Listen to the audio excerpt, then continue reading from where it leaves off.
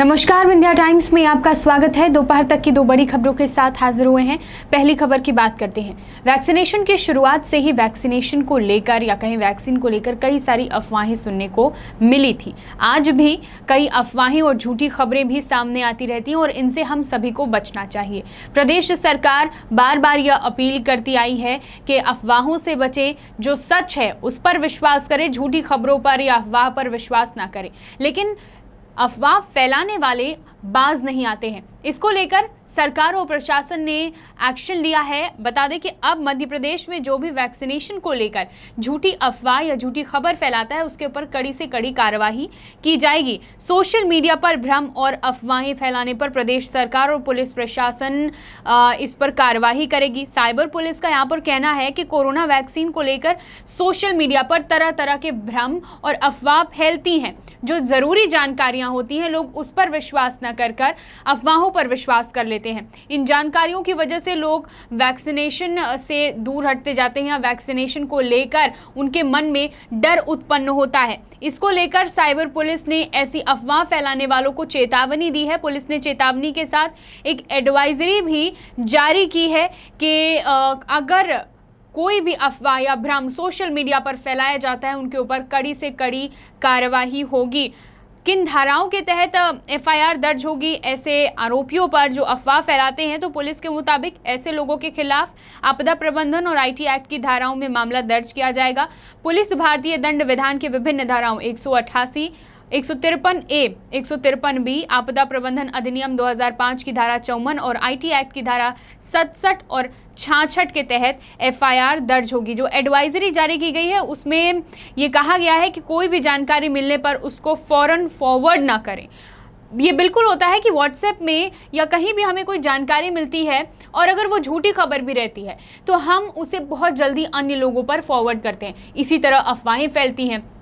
तो एडवाइजरी में ये कहा गया है कि उसे तुरंत फॉरवर्ड ना करें। इसका ध्यान हमें रखना चाहिए, जागरूक नागरिक बनना चाहिए और इस तरह की झूठी अफवाहें तुरंत फॉरवर्ड करने से बचें। पहले उसकी खुद पुष्टि कर लें, जानकारी को ध्यान से पढ़ें और तथ्यों की जांच करें। सही पाए जाने पर ही फॉरवर्ड करें। सोशल मीडिया का इस्तेमाल पूरी जिम्मेदारी से करें ताकि आप पुलिस की कार्यवाही से बच सकें।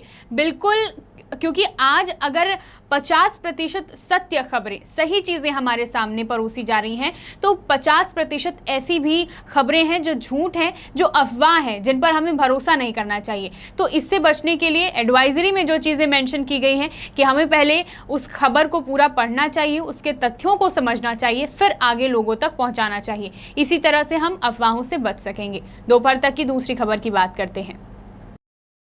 मध्य प्रदेश के उज्जैन के पास नागदा में 10 बच्चों की सीआरपी लेवल अधिक मात्रा में बढ़ने से हड़कंप मच गया है। सीआरपी लेवल बढ़ने से प्रशासन की चिंता बढ़ गई है। दरअसल एक निजी लैब में 10 बच्चों की रिपोर्ट मंगवाई और इन 10 बच्चों का सीआरपी लेवल जो है वो बढ़ा हुआ पाया गया है। ये सामान्य रूप से ज़्यादा बढ़ा है, बल्कि जानकारी जो सामने आ रही है तो एक 3 साल की बच्ची, 3 साल की बच्ची का सीआरपी 137 और एक अन्य 4 साल के बच्चे का 31.7 निकला है, जो कि डरा देने वाला है। इससे प्रशासन में चिंता बढ़ गई है और प्रशासन ने ये कहा भी है कि अब हमें तीसरी लहर की भी तैयारी कर लेनी चाहिए।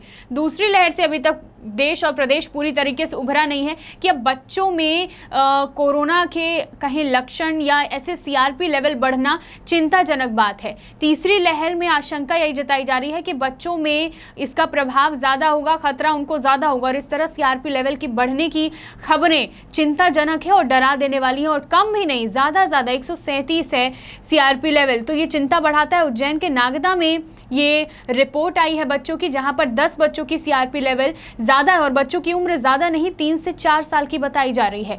इसलिए आगे आने वाला समय बहुत चुनौतीपूर्ण होने वाला है। सरकार को अभी से पूरी कड़ाई से तीसरी लहर से बचने के लिए सावधानी रखनी होगी, तमाम उपाय करने होंगे, व्यवस्था करनी होगी ताकि आने वाली जो तीसरी लहर है ये बच्चों को प्रभावित ना कर पाए।